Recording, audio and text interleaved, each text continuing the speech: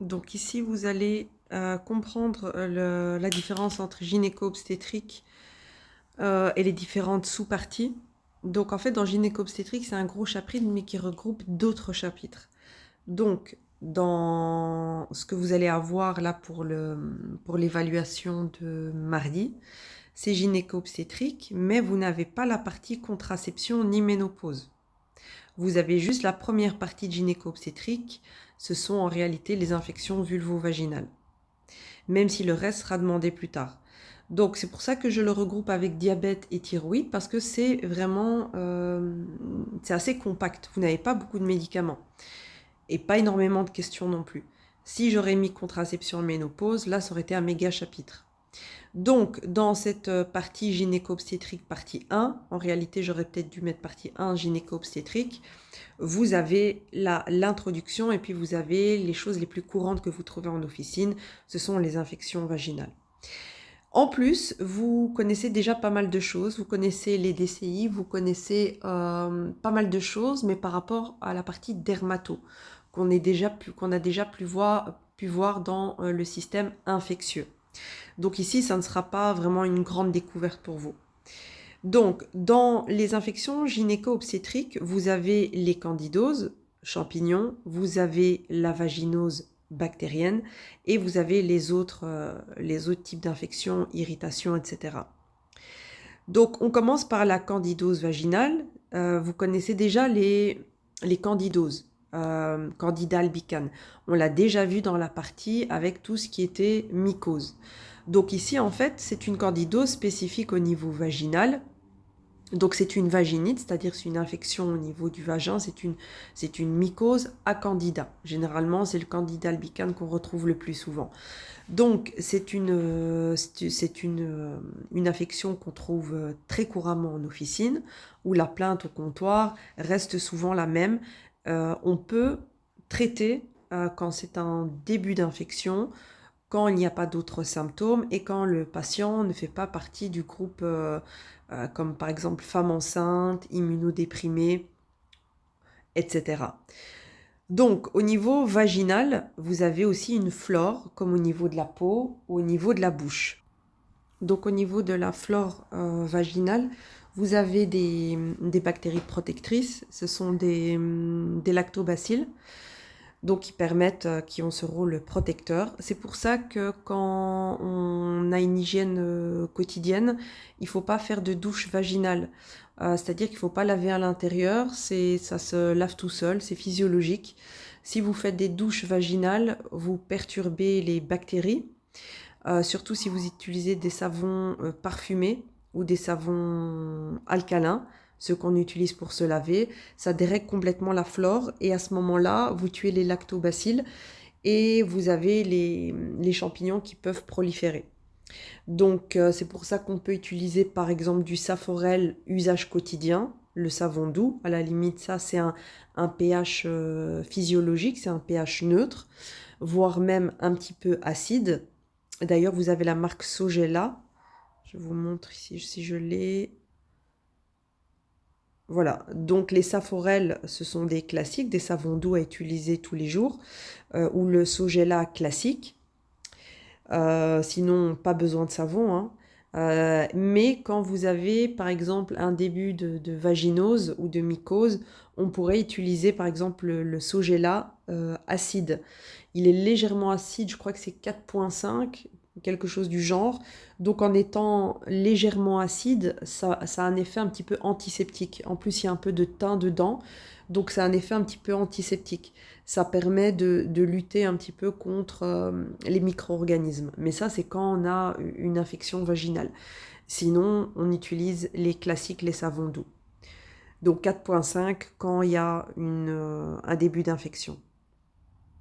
Donc c'est important de laisser cette flore vaginale. Vous avez aussi des probiotiques par voie orale ou des probiotiques vaginaux qu'on peut mettre directement au niveau vaginal avec un applicateur pour permettre de recoloniser un petit peu la flore vaginale qui est différente de la flore, par exemple de la flore buccale ou de la flore intestinale.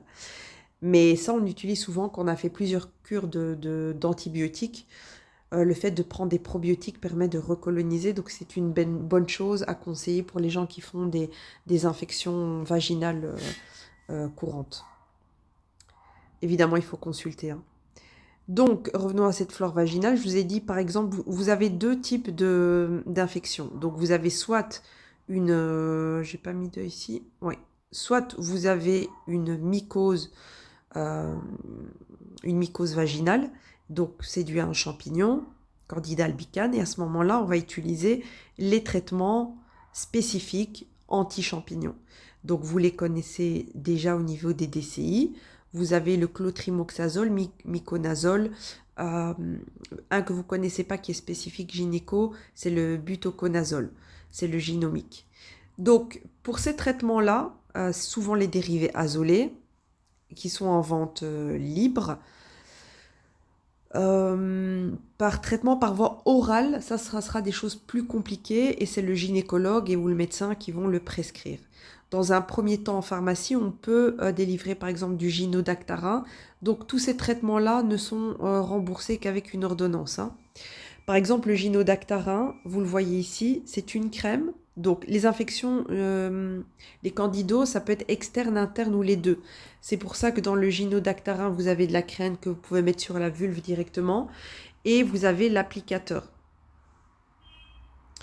Oui, avant de vous parler des médicaments, du coup, je ne vous ai pas expliqué les symptômes. Donc les symptômes, comment je différencie une candidose vaginale d'après une vaginose bactérienne? Donc les deux sont des infections vaginales. Par contre, les symptômes sont différents.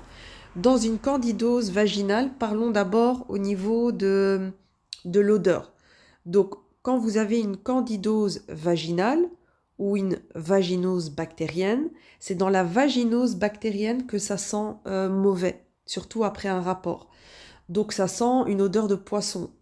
Donc c'est vraiment une odeur forte, une mauvaise odeur qui est caractéristique des vaginoses bactériennes.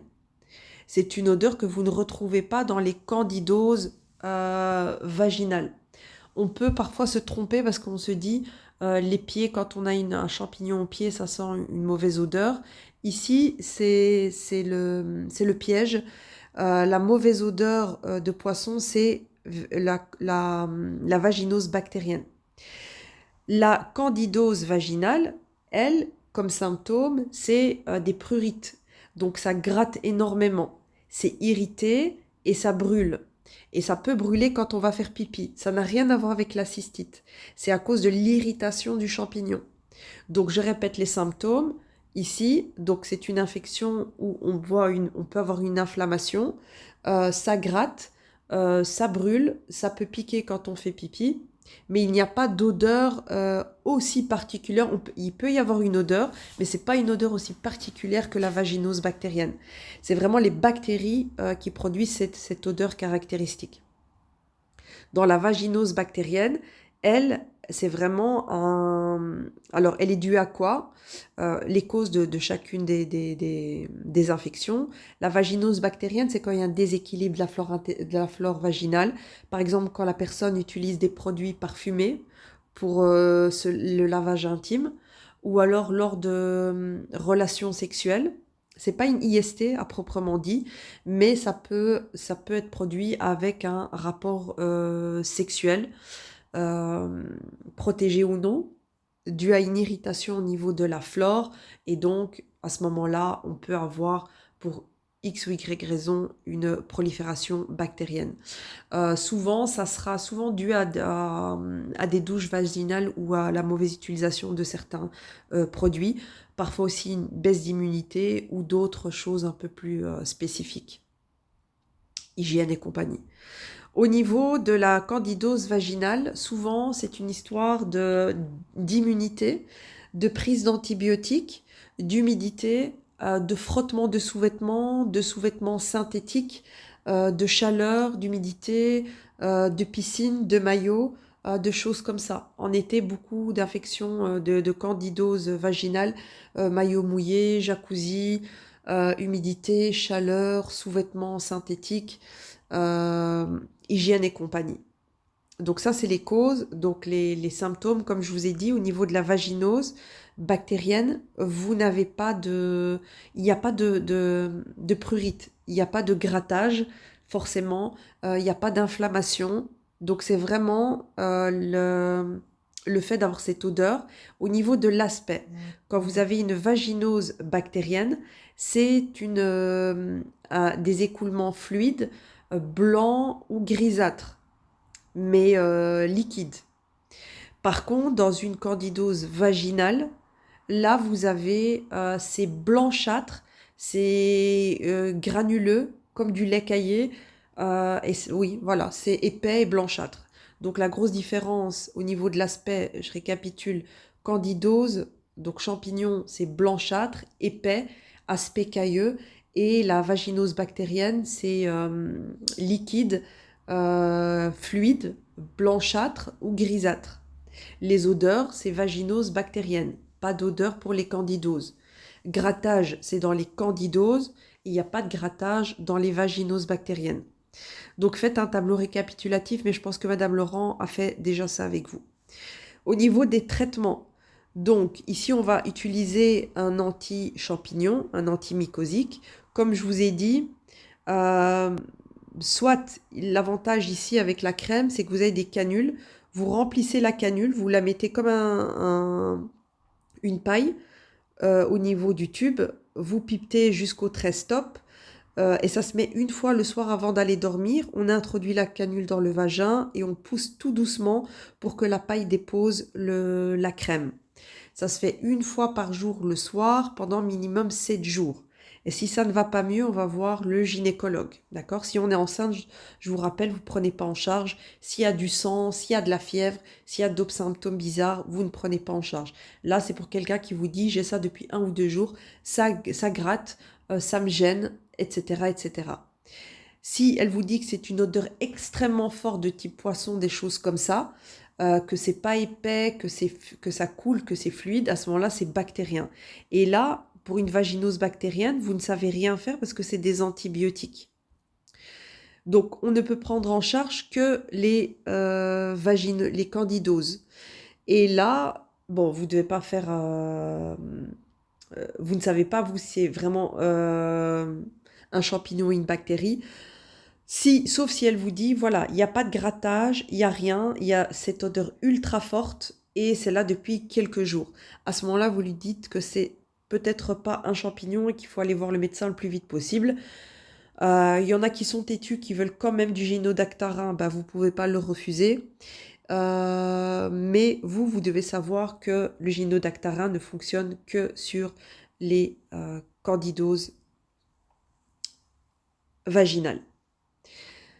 Donc si vous avez surtout des plaintes, ça me gratte énormément, c'est rouge, ça gratte, j'arrive pas à dormir tellement ça gratte, pas de fièvre, pas d'autres symptômes bizarres, pas d'odeur particulière et que c'est des sécrétions blanchâtres, là vous pouvez tenter, en tout cas au début, si c'est très récent, moins d'une semaine, de donner un traitement, sinon il faut renvoyer. Les ovules, maintenant, je pense qu'elles ont disparu. Ça fait longtemps que je ne les ai pas vues. Et sinon, les autres traitements par voie orale, là, il faut une ordonnance médicale. D'accord?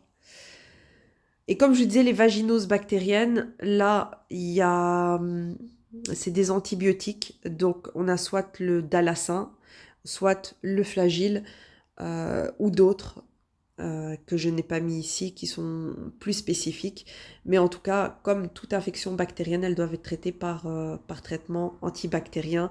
Et là, c'est médical, il faut passer chez le médecin. Remarque, on peut aussi avoir des protozoaires, une infection vaginale à protozoaires. Et là, le médecin donnera du flagyl, qui n'est pas vraiment un antibactérien, mais un antiprotozoaire. Dans les deux cas, on pourrait donner de l'isobétadine gynéco. Donc, vous avez soit la grande bouteille. Alors, la grande bouteille, on ne l'utilise pas pure. Il faut la diluer. C'est 20 ml dans un demi-litre d'eau ou 2 grandes cuillères à soupe dans un demi-litre d'eau.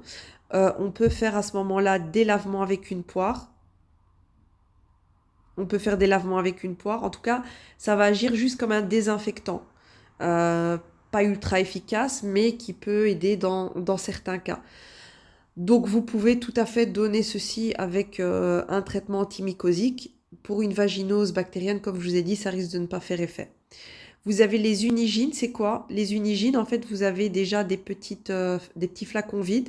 Vous versez le petit flacon bleu dedans, vous rajoutez de l'eau jusqu'à hauteur et puis vous mettez la canule. L'avantage, c'est que vous préparez ça et que vous avez déjà la canule, qu'il ne faut pas acheter une poire pour lavement.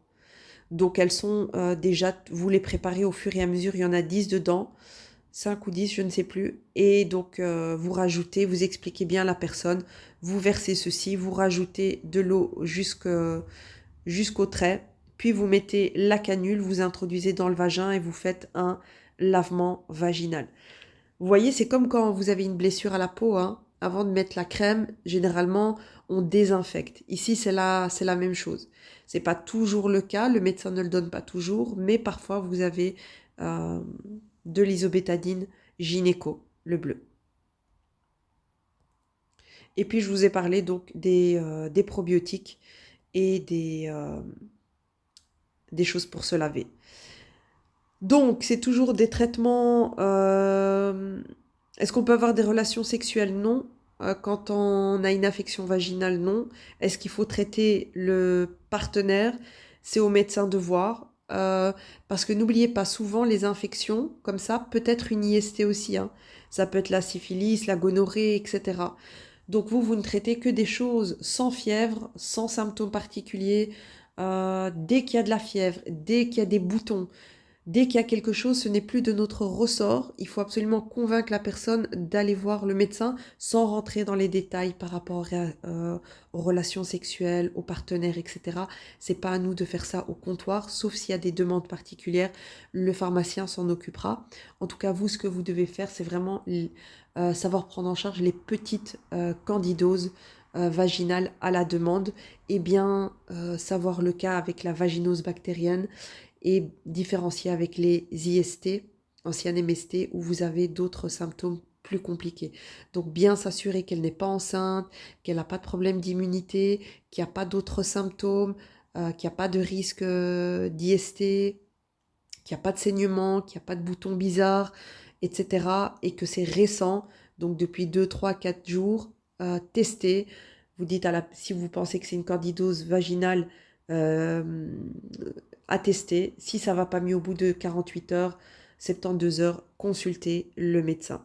Et attention, quand on utilise du gynodactarin, ça peut altérer le préservatif et la personne n'est plus protégée. Donc il faut savoir que les excipients des crèmes euh, vaginales peuvent altérer le préservatif. Voilà, donc je pense que c'est un cas que vous avez fait en séminaire. Si vous avez des questions, posez-les-moi par mail. Sinon, je pense que j'ai tout dit. Sinon, n'hésitez pas. Et donc, tout le reste ici, ça sera pour plus tard, hein, contraception.